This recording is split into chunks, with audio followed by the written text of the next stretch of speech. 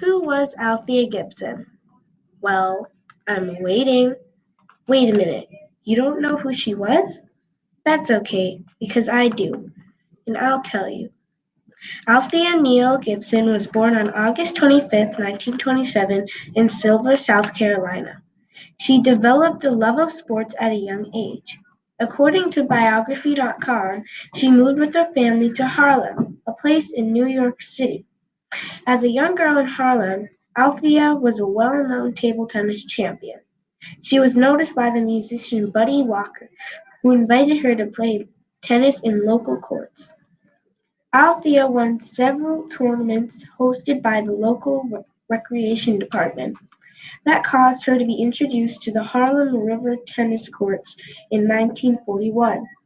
Amazingly, 1 year after she picked up a racket for the first time, she won a local tournament founded by the American Tennis Association, or the ATA. The ATA was an association made so that black people can play in white tournaments. She got two more ATA titles, and after losing one of them, she won 10 championships in a row from 1947 to 1956. Amidst her winning streak, Althea made history as the first African American tennis player to compete at the U.S. National Championships in 1950 and Wimbledon in 1951. Her success caused her to attend Florida A&M University on a scholarship for sports. Graduating in 1953, she was frustrated about the tennis world being closed off to her.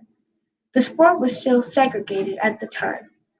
In 1950, Alice Marble, a former tennis number one, wrote a piece in American Lawn Tennis magazine, lambasting the sport she played for not accepting players of Althea's caliber to compete in the world's best tournaments.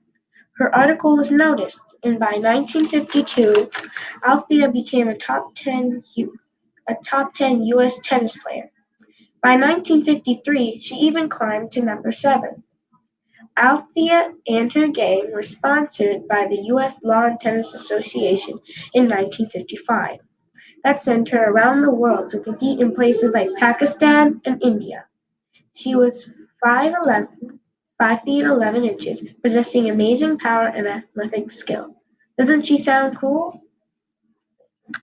Lastly, Althea Gibson went into retirement.